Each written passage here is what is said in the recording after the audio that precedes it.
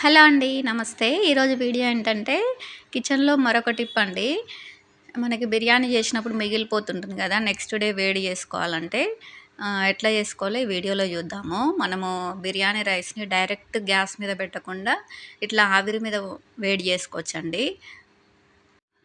ఇట్లా చేయడం వల్ల లోపల దాకా వేడనేది పోయి రైస్ మధ్యలో కూడా మంచిగా వేడవుతుంది. ఇప్పుడే బిర్యానీ చేసిన దానిలాగుంటుంది పొడి పొడిగా. అట్లనే డైరెక్ట్ రైస్ మనం గ్యాస్ మీద పెడితే మనం కలబెట్టిన కొద్దీ రైస్ విరిగిపోతుంది. మధ్యలో అనేది వేడవ్వదు. కొంచెం ఆవిరి పట్టిన తర్వాత మనం రైస్‌ని ఎగరేస్తుంటే వేడి వేడిగా తినడానికి గూడా చాలా బావుంటుంది. ఫ్లేవర్ గూడా మంచిగా బయటకొస్తుంది. అట్లనే పొడి పొడిగుంటుంది. మీలో ఎంతమందికి ఈ టిప్ తెలుసో నాకు కామెంట్‌లో చెప్పండి. నేనెప్పుడు బిర్యానీ చేసినా ఒకవేళ మిగిలిపోయినా పిల్లలు వేడి వేడిగా తినాలనుకుంటే ఇట్లా చేసి పెడతాను. హ్యాపీగా తినేస్తారు. టేస్ట్ కూడా చాలా బావుంటుంది. రైస్ విరిగిపోకుండా పొడి పొడిగొస్తుంది. ఒకసారి ఇట్లా ట్రై చేసి చూడండి.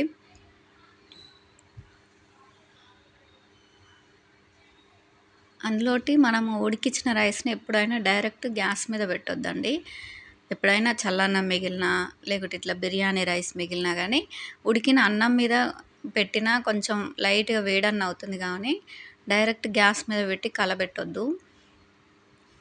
ఇట్లనే పొడి పొడిగుంటుంది. ఎప్పుడు వేడి చేసుకొని తినాలనుకున్నా ఇట్లా చేసుకొని పెట్టేయొచ్చు. పిల్లలకి హ్యాపీగా తింటారు. టేస్టీగా ఉంటుంది. ఫ్లేవర్స్ కూడా బయటికొస్తాయి మంచిగా. అప్పుడే చేసిన బిర్యానీ టేస్ట్ ఉంటుంది. ఈ టిప్ మీకు ఎంతమంది తెలుసో నాకు చెప్పండి. మీలో ఎవరైనా మన ఛానల్ చూసినట్లయితే, ఈ టిప్ నచ్చినట్లయితే ప్లీజ్ లైక్ చేయండి, షేర్ చేయండి, సబ్స్క్రైబ్ చేసుకోండి.